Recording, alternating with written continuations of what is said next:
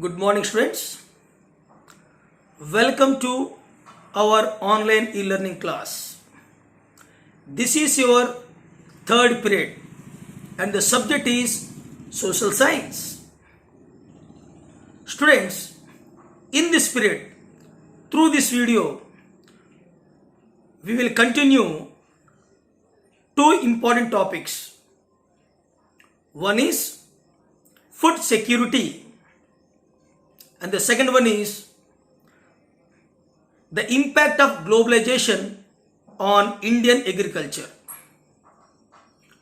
In the last week or previous week, we have completed up to the topic the contribution of agriculture to the national economy, employment and output. So up to the topic we have completed. So today we will complete the remaining two topics so that we can end this chapter. I appeal all my students to watch and listen this video with a lot of attentiveness and concentration. Why? Because I will cover some important question answers, one mark questions and objective questions in these remaining two topics. So be attentive. Students, our first topic is food security. Generally, in the revised syllabus, he has not mentioned clearly about food security, but he has mentioned about the impact of globalization on Indian agriculture. So, why to leave this topic? We will cover this topic, it's a small topic, and we will cover this topic so that tomorrow in the board examination, if any questions will be asked from this topic, we will be in a position to answer all those questions. Fine. Now our first topic is food security. Students, you all know that food is the basic need. The basic need for all the citizens in our country, India. The basic need. Food provides the nutritional value to us. Without food, we cannot get nutrition. With food, we are getting nutrition, a nutritional value, which is needed for proper growth of our body, proper development of our human body. If any segment, any section of people in the country, if any segment of population in the country does not have this access for what? Food, then definitely I can say they are suffering due to lack of food security. The number of people who do not have the food security is disproportionately large in some regions or some states in India. I mean, in some economically backward states, there's a lack of food security and many people suffer due to lack of food. And this problem is largely seen in underdeveloping and developing countries. I told you some of the states, some of the regions who are economically backward, they are unable to access the proper food due to high incidence of poverty. In remote areas, what are remote areas? Remote areas are those areas where man cannot go easily.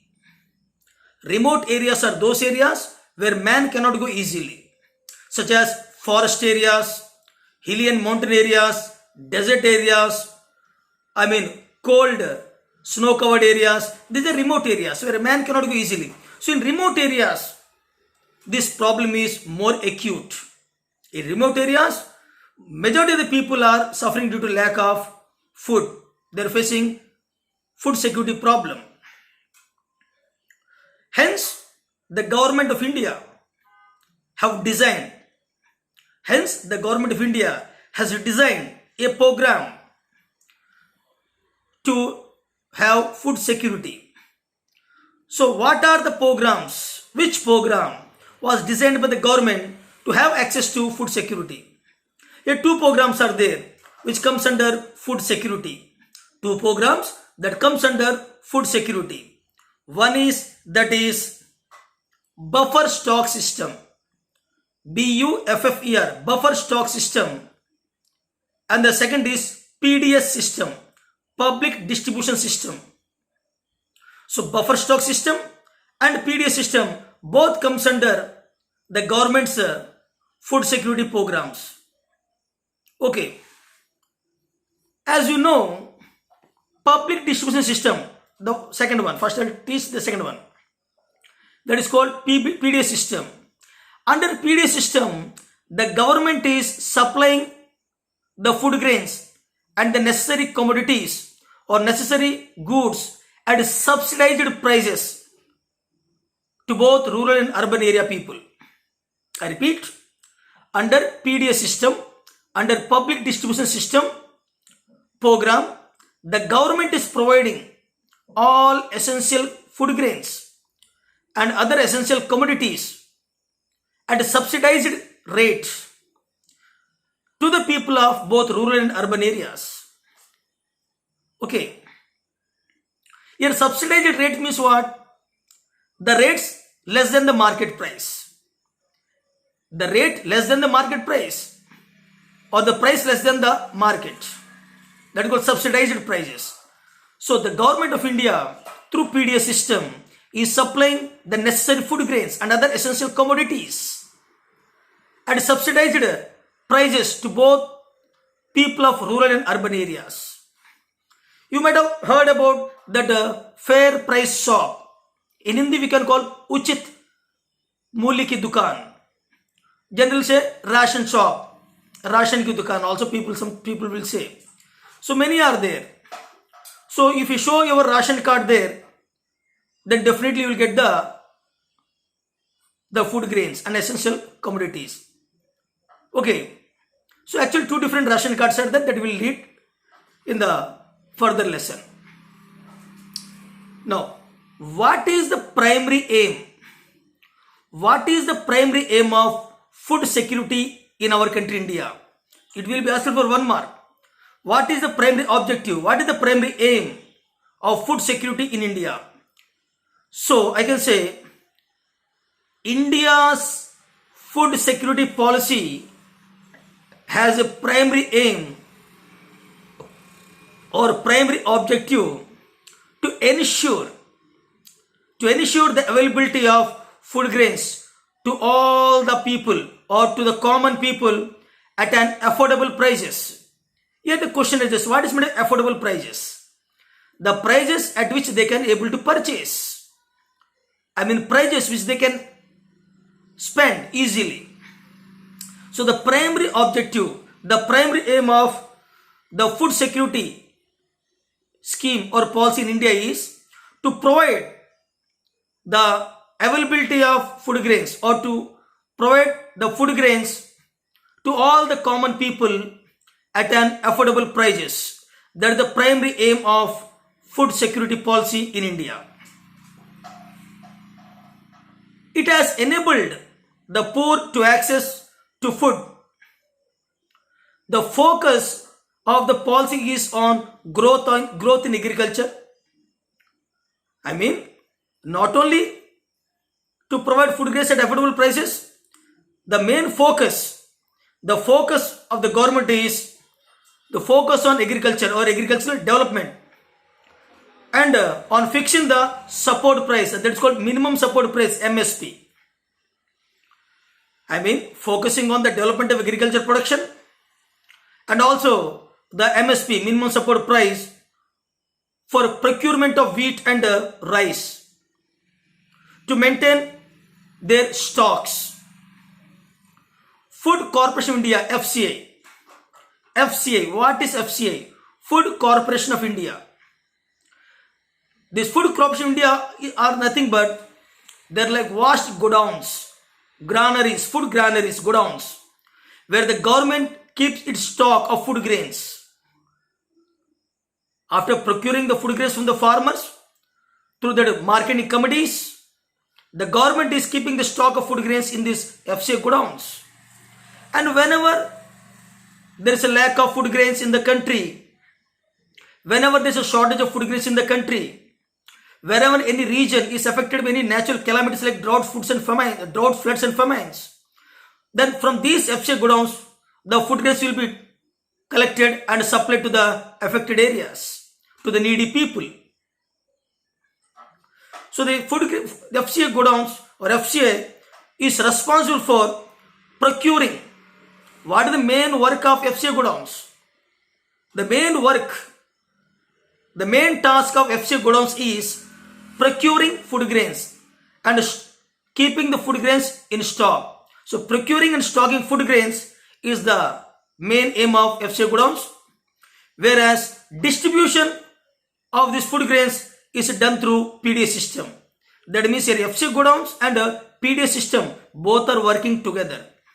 Whatever food grains are stored in FCI godowns, from those FCI godowns, we are supplying the food grains to the people of rural and urban areas at subsidized rates through PDA system. When the food crops in India, they will procure the food grains. Generally, before every crop season, especially before Kharif crop season, the government will announce the minimum support price for various food crops. Before every crop season, particularly before the Kharif crop season, the central government will announce to the farmers the minimum support price for each crop. They'll make a list of the crops and the minimum support price for each crop. Why this is done? This is done in order to encourage the farmers to grow the particular crops, so that all the crops can be grown in our country, so that farmers can put more effort in their production. The production will be increased. When the production will be increased, then the government will come after the harvest of the crop. The government will come and through marketing committees, they collect those food grains by giving the same minimum support price to them. In this way, we can remove the brokers, the middlemen between the government and the farmers. This is one advantage. And farmers are getting the minimum support price for their crop without any middlemen. They'll get more profits than the actual. Similarly, these food grains the government will procure from the marketing committees, and they are transported to FCI godowns and they are kept in the FCI godowns safely. Number of FCI godowns are there in each state. And FCI godowns will work under what? Central government. They work under central government. They store the food grains. Okay. Now, the high MSP, that means high minimum support price, okay, subsidies in input and committed FCI purchases have nowadays distorted the cropping pattern. It has changed the cropping pattern in India. Whatever the government will announce, whatever crops they declare to procure and to give minimum support price, the farmers are usually growing those crops. Sometimes they grow, sometimes they may not grow. So this has changed the cropping pattern in our country, India. Okay. Particularly wheat and paddy. Here wheat means gehu. Paddy means what? Dhan. So wheat and paddy crops are being grown more. Wheat and paddy crops are grown more. Okay. To get MSP, particularly in Punjab and Haryana. So Punjab and Haryana are the foremost examples for growing more wheat and more paddy because of the attraction given by the government, that is minimum support price. This has created a serious imbalance, agricultural imbalance in our country, India. Some regions are growing a particular crop, some regions are growing some other crops. So there is an imbalance of food crops, agricultural food crops in our country, India. You already know that the consumers are divided into two categories. There are two types of consumers are there. One is below poverty line, that is BPL, and second is APL, above poverty line. So BPL, APL, these are the two types of consumers. BPL, below poverty line. APL, above poverty line. I told you the PDS system.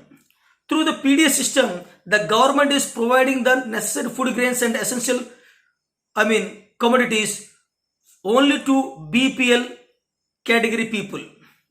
When they show the ration card, then they are given those food grains at subsidized rates. Whereas the same thing is not given to above poverty line people. But you know, in our country India, the classification of BPL and APL is not proper. Sometimes the BPL people, they are slipped into APL, and sometimes the APL people, they are slipped into BPL. So exact classification is not done. It has to be looked very seriously. It is happening. Actually the people who are deserving, they are not getting, and those who does not deserve, they are getting. So BPL below poverty line, APL above poverty line, these are the two types of consumers, and the government is giving the food grains at subsidized rates to the BPL people, not to the APL people. However, both are having the ration cards with them, but the color of the ration cards varies. Ration cards varies. Okay. So now I will tell you some of the steps taken by government to improve agriculture, to increase the food security in India. How? First, each district and block can be made self-sufficient in what? Food grains or food grain production if the government provides what? Agriculture infrastructure. So the government should provide agricultural infrastructure. What? Irrigation, supply of good quality graded seeds, fertilizers, pesticides at a subsidized cost rate. So the government has to develop agricultural infrastructure to ensure that each and every district and block should be self-sufficient in what? Food security. At the same time, credit linkages. The government should ensure that proper credit should be given to the farmers at a low rate of interest, and they should encourage the farmers. Latest technologies should be provided to the farmers at affordable prices. Okay, these things can be done. Instead of concentrating only on rice and wheat, the government should also encourage other crops also. Not only wheat and rice, though they are consumed more in India, at the same time the government should also concentrate in other food grains so that there should not be any problem in future. Okay, particular crop should be grown in particular area, that should be encouraged by the government. Creation of necessary infrastructure like irrigation facilities, availability of electricity to the farmers to run their pump sets, okay, and also attract the private investments in agriculture. So these steps should be taken by the government in order to achieve food security in India. The focus on increasing food grain production, which should be on sustainable basis, and also free trade in food grains will create massive employment. Free trade in food grains also will create massive employment and also helps in reducing poverty in rural areas. There has been a gradual shift nowadays. We are seeing a gradual shift from cultivation of food crops to cultivation of fruits, vegetables, oil seeds and industrial crops. So nowadays some changes there. Farmers are shifting from growing food crops to other crops. They are growing fruits, they are growing vegetables, they are growing some industrial crops which earn them more profits than food crops. So there is a gradual shift is there with the encouragement of the government. Okay, nowadays farmers are growing cereals and also pulses, pulses. With the growing of population, population growth is always there every year. But if you compare the growth of population, the food grain production, it is mismatching. We are unable to grow the food grains with the space of the population growth in India. It has to be checked. Okay, with the growing population in India, the declining food production puts a big question nowadays. If you not grow with the space of population growth in India, then in future there will be again the scarcity of food grains. Problem will arise. Okay, so we have to think about that one. Now, government should provide pesticides, fertilizers, at subsidized rates, even seeds also. But one thing, government is giving subsidy in all these things, but it is increasing the government's burden also. It is impacting the government's budget. So we should think that also. Now, students, one important reason of land degradation. Land degradation already we studied in chapter 1 geography.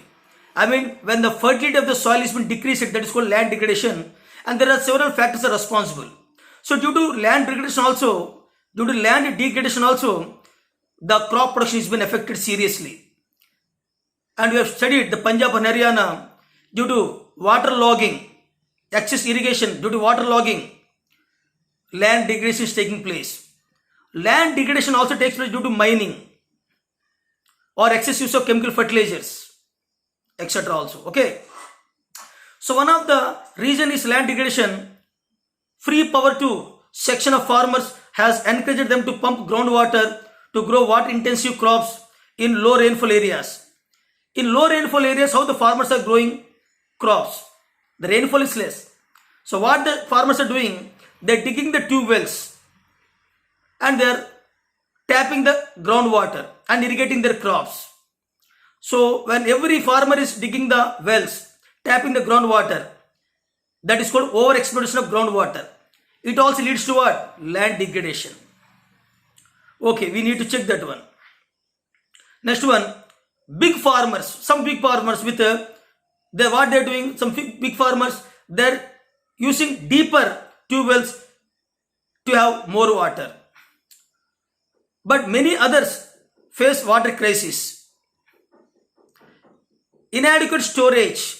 Remember, inadequate storage and marketing facilities also act as a incentive to the farmer. Farmers are not having storage facilities. They are not having proper marketing facilities. So government should look into this one. If the government will provide these facilities also, storage facilities and marketing facilities to the farmers, then the farmers will be happy. So government should think in this direction also. Okay. Thus the farmers are badly affected by the uncertainties of production and market. They suffer from a double disadvantage as they pay high prices for inputs and for HOV seeds, high yielding variety seeds, fertilizers, etc. But lack of bargaining power to fix prices in their favor. Here what is happening? Indian farmers are putting more and more money in their agriculture. They are purchasing inputs, necessary agriculture inputs, but when come to sell their production, they are unable to bargain. They are unable to fix the price in their favor. So that's why government fixed the minimum support price to encourage the farmers. That the government is checking this problem. Okay. Now students, we will move to our next important topic, that is impact of globalization on agriculture. First of all, you should know what is meant by globalization and when it was started.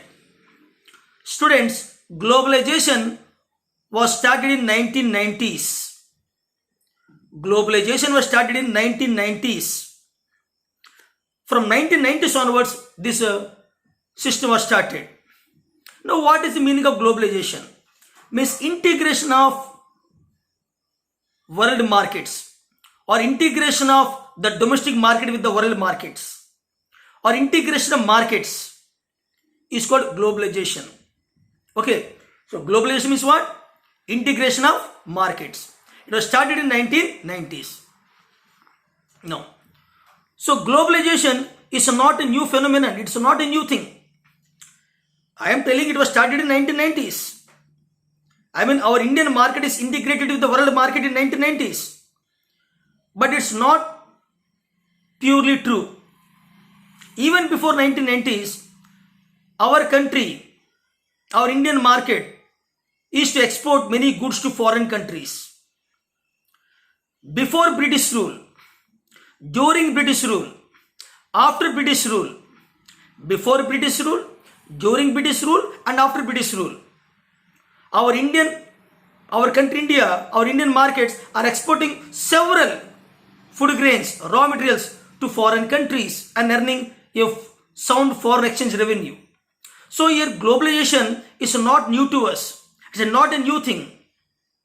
But generally people will say from 1990s only it was started at massive level.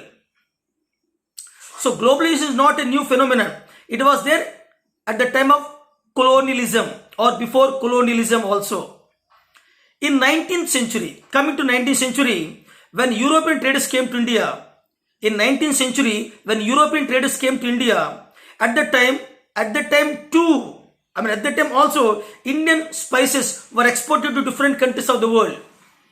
Indian spices, because Indian spices have a lot of demand in foreign countries, European countries. Particularly our South India, Tamil Nadu, Karnataka, Kerala, Tamil Nadu, Karnataka, they exported spices to the rest of the world. Till date, we are exporting. And Kerala is called the land of spices, the home of spices in India. Kerala state, the home of spices. So Indian spices were exported to different countries of the world, and farmers of South India were encouraged to grow these crops. Till today, it is one of the important items of exports from India to other countries. During the British period also, we exported cotton. Indian cotton is the best quality cotton noted all over the world. Indian cotton is the best quality cotton famous all over the world. So during British rule, we exported cotton also to other countries. So during the British period, cotton belts, at the time cotton belts are where? In our western part. I mean here Gujarat and Maharashtra region. So during the British period, cotton belts of India attracted the British. It is the cotton belts that attracted Britishers to India. And ultimately cotton was exported to Britain as a raw material for the textile industries. Cotton textile industries are more in India in where? Gujarat and Maharashtra state. In India it is more in Gujarat and Maharashtra state. More. Where cotton textile industries are mostly concentrated in India? Gujarat and Maharashtra state. Whereas in England, it is in where? Manchester and Liverpool. Manchester is the place which is famous about cotton. We can say Ahmedabad. Remember students, Ahmedabad is called Manchester of India. Ahmedabad is a place in Gujarat state which is called the Manchester of India because famous about cotton goods. So cotton textile industry in Manchester and Liverpool flourished only because of the supply of Indian cotton to that area. So cotton textile industries in Manchester and Liverpool flourished due to the availability of good quality cotton from India. However, actually Manchester also famous about cotton. You have read about the Champaran movement. You know Champaran. Where is Champaran? Yes, Champaran is in Bihar state. At that time it is Bihar state. Today also it is in Bihar state, Champaran. So Champaran state, one Champaran movement was started. That is called, one system was practiced in Champaran, that is called Tinkatya system. It is started by the British planters in India. They forced the Indian farmers of Champaran district to grow indigo, which is called blue or neel ki kheti in Hindi we call. Indigo, growing indigo. So Indian farmers are forced by the British planters to grow that indigo, because at the time indigo is needed by the European countries. Why they needed this indigo crop? For dye making, for dyeing their clothes, for dyeing the cloth. So the Champaran movement. So Champaran is a place in Bihar state, and in Champaran this Tinkatya system was practiced. Indian farmers are forced to grow this indigo instead of food crops. Indian farmers resisted, and the Indian farmers are supported by Mahatma Gandhi. This you will read in the freedom movement in India or nationalism in India, that chapter in history. Okay, and the indigo is a crop was exported to European countries because they need this one badly for dye making, dyeing the clothes or cloth. This was started because farmers of the region were forced to grow indigo on their lands because it was necessary for textile industry or industries which were located in Britain. I told you just now. They were unable to grow food grains to sustain their families. When they forced to grow indigo, so the Indian farmers are unable to grow food crops in their lands. Hence they faced a lot of problem, scarcity of food grains. And one more problem was there. If you grow indigo in your land, then the fertility is day by day decreasing. There's another drawback. If you grow indigo, then it will absorb more fertility. So the fertility of the soil will be decreased. The land became barren after some years. And it affected the production of food grains. And moreover, Indian farmers, when they are forced to grow indigo, they are unable to grow the food grains in their lands. So they agitated, they revolted under the leadership of Mahatma Gandhi. And it was a successful movement in India. Under globalization, I told you, globalization started in 1990s actually. Under globalization, particularly after 1990, remember this 1990 is a very, very important one mark question or objective question. So under globalization, particularly after 1990s, the farmers in India have been exposed to new challenges. When a globalization was started, the Indian farmers faced new challenges, new problems in front of them. Here challenges means what? Problems. So after 1990s, Indian farmers faced new challenges. They have to compete with the international markets. They have to compete with international, food grains, the quality of food grains, fruits, vegetables, etc. Okay. So under globalization, particularly after 1990s, the farmers of India or farmers in India have been exposed to new challenges. Despite being an important producer of rice, our country is important producer of rice, but we comes next to China. So producer of rice, cotton, rubber, tea. Rice we are producing, cotton we are producing, rubber we are producing, tea we are producing, coffee we are producing, jute we are producing, and spices. All these are grown in India. These are our agricultural products in India. Are not able to compete with the developed countries. So these are grown in India. Earlier this cotton is famous all over the world. Indian cotton is the best quality cotton. But now after globalization, our Indian production, agriculture production like cotton, rubber, jute, tea, coffee, spices, they are unable to face the competition by the other countries. Our crop quality found to be poor quality. So they are unable to sell their production in foreign markets. This is the problem they faced. Okay.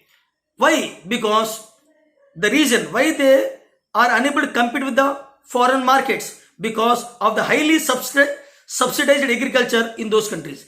In foreign countries, the foreign governments, they are giving more subsidies to the farmers. Irrigation facilities, power, seeds, fertilizers, pesticides, they are given at subsidized rates. When they are getting subsidy, naturally the crop price also will be less. When the crop price is less, then people prefer those crops only than the crops which are sold by Indian market, because our prices are what? High. Their crops are available at less price.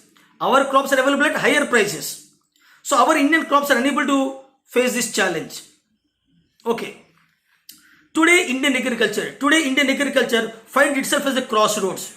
Now we have to think what to do. Today Indian agriculture is at the crossroads. To make agriculture successful, to make our agriculture successful and profitable, proper thrust should be given to improvement of the conditions of marginal and small farmers. So what the government has to do? The government should give more and more importance for the upliftment of the marginal farmers and small farmers. Here marginal farmers means what? Extra farmers. And small farmers, those who are having less land with them. Some farmers are landless and marginal. Some are small farmers. So they are facing a lot of trouble. So a major thrust should be given by the Indian government to these people. They should address these people so that their conditions will be improved. The Green Revolution which was started in India, you have studied, the Green Revolution promised much. It promised much, but we are unable to reach the target. Though we have made progress in what? Due to Green Revolution in production of food grains. Though we developed highly variety seeds, though we started hybridization through Green Revolution, though those to some extent we have solved food crisis, but still not fully. But today it is under controversies. Even that Green Revolution, the HOV seeds also in controversies. It is being alleged, blamed. It has been blamed, alleged that it is caused land degradation. Some people say the Green Revolution, no doubt, It brought a revolutionary change, a fundamental change in the field of agriculture. It has improved the crop production, improved the area under cultivation, improved the double cropped area, improved the irrigation facilities, improved the use of fertilizers and pesticides, increased the crop production. But at the same time, today there is a controversy. Some people are blaming the green revolution that it is the green revolution which is responsible for what? Land degradation. Yes, that is true. How you can say that green revolution is the one of the reason for what? Land degradation in our country India? Very simple. I told you, excess use of chemical fertilizers and pesticides, or exploitation of groundwater, over irrigation resulted in what? Land degradation. So in this way I can say that green revolution what is one way responsible for what? Land degradation in our country India. Okay. Moreover, it is affecting our biodiversity also. This green revolution not only affecting our land degradation but also the biodiversity and our land which is acting as aquifers, filters. The key word today is Jenny revolution. I repeat, the key word today is Jenny revolution. Jenny revolution. Search this meaning in your dictionaries. Okay, Jenny revolution, which includes genetic engineering. Here, Jenny revolution is nothing but genetic engineering. Genetic engineering means what? Not any special engineering here. Genetic engineering. That is Jenny revolution started nowadays. Now, I am telling the meaning of what is genetic engineering. Listen, genetic engineering is recognized. Genetic engineering is recognized as a powerful supplement. Genetic engineering is recognized as a powerful supplement in inventing new hybrid varieties of seeds. So in our country India, we have started genetic revolution or Jenny revolution or genetic engineering we have started. We are trying to find out the new breeds of crops, new varieties of crops. So Jenny revolution started in India. Jenny revolution is nothing but called genetic engineering. Under genetic engineering, we are developing what? New varieties, new hybrid varieties of seeds. New hybrid varieties of seeds in India. So genetic engineering is recognized as a supplement or powerful supplement. It's a powerful supplement in inventing new hybrid varieties of seeds. Now, in fact, organic farming, another term came here, organic farming. It may be asked, what do you mean by organic farming and what are the advantages of it?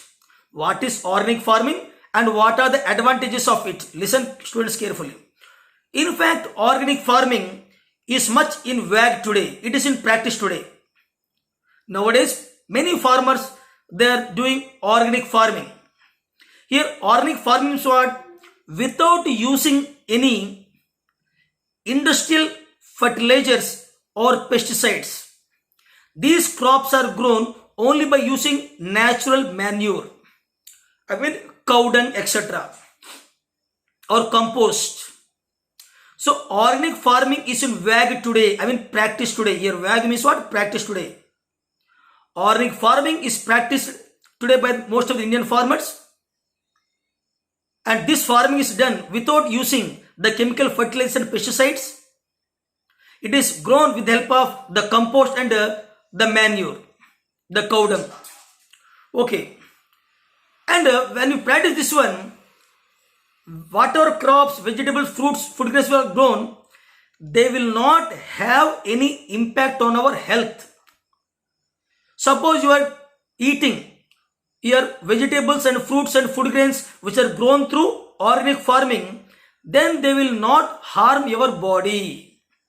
The chemicals will not enter into your body. Your body will be healthy.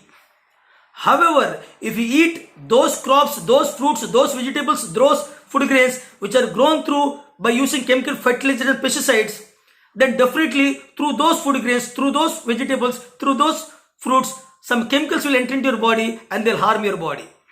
So we should encourage organic farming. And moreover, this organic farming will not affect the environment. Will not affect the environment, will not affect the biodiversity. I mean, it will not have any negative effects on environment. Understood? But only one thing is there. The organic farming will be costly. The organic farming will be little bit costly than the ordinary farming, because the farmer, whatever is growing, he has to sell the crop at higher price, and moreover the production also will be less. The production will be less. Two drawbacks are there. One is the cost of this organic farming or the production, the crops that are grown through organic farming will be, their cost will be more, and moreover the production will be less. No, fine, though the production is less, though the price is high, but it will not have impact on our body. Our body will not be affected, health will not be spoiled. I suggest that we should encourage organic farming, because its negative results are less, its positive aspects are more. Okay. A few economists think that the Indian farmers have a bleak future. A few economists think that Indian farmers have a bleak future if they continue growing food grains on holdings that grow smaller and smaller as the population rises more and more. India's rural population is about, now one objective question, India's population is about 600 million. As per the textbook, India's population is 600 million, which are depending upon 250 million hectares of agricultural land. So population is more and the land is less. So low man land ratio is there. Population is more and the land is less. So the ratio is not equal. So we can say the average size of land holding in India is less than 1 hectare, half acre or half hectare per person. So what is the average size of land holding in India? Half hectare or less than half hectare. So half hectare is the average size of land holding in India. This is the main problem. Indian farmers should diversify. So what we have to do? When the lands are small in size, when the land holdings are small in size, the average size of land holdings is very small. So what the farmers has to do? Very simple. They have to diversify their cropping pattern. They have to grow a varieties of crops.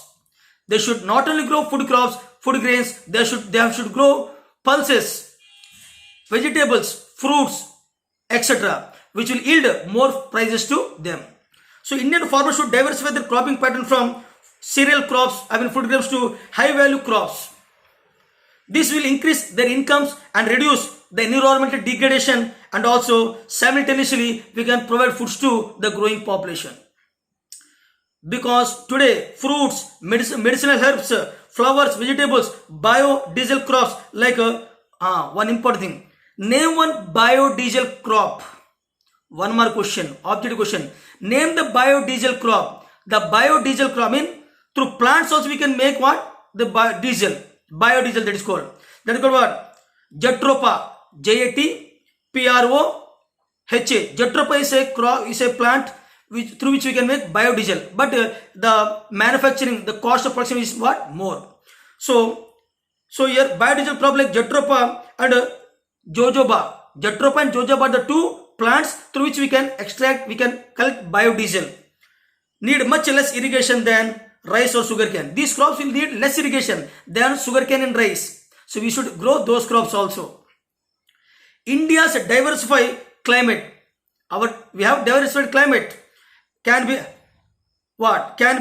harnessed to grow a wide range of high value crops. So our climate is diversified. Varieties of climates are there, because India lies in tropical zone and also subtropical zone. Some part lies in temperate zone. So we can grow all varieties of crops in India, and which will yield more income to the farmers. We should encourage that one. So students, so this is the end of our today's chapter, and this is the end of this chapter also, agriculture.